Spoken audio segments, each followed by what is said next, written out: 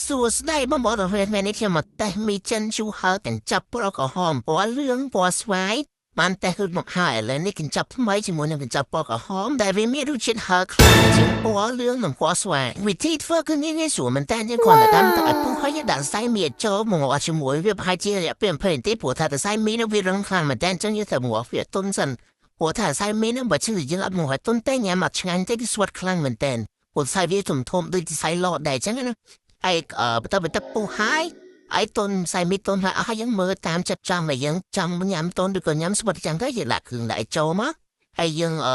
គឺនិយាយទៅគ្រឿងមានប៉ុន្មានដាក់ចូលទាំងអស់ហើយកូរវឹកតិចមកហើយបន្តមកយើងអេដជាមួយនឹងកន្លែដែលយើងថែមហ្នឹងព្រោះខ្ញុំអេដជាមួយតកួនហើយនឹងសិនជុលដោយសារតែពួកចិនហ្នឹងបើអេដជាមួយតកួនហើយនឹងសិនជុលវាត្រូវគ្នាវាកម្លាំងគ្នាខ្លាំងខ្លាំងហ្មងឥឡូវខ្ញុំពងដាក់គ្រឿងសិន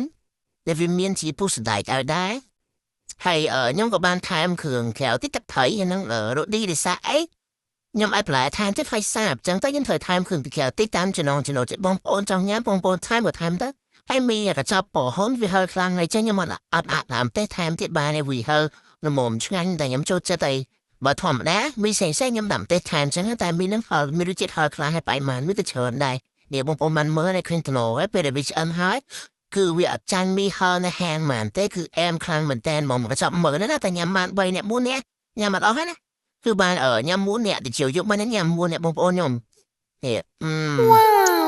ធ្វើឃើញថាឃ្លានទេហ្មងនឹករសជាតិតែខ្លាំងវាឆ្ងាញ់ឈ្ងុយហ្មង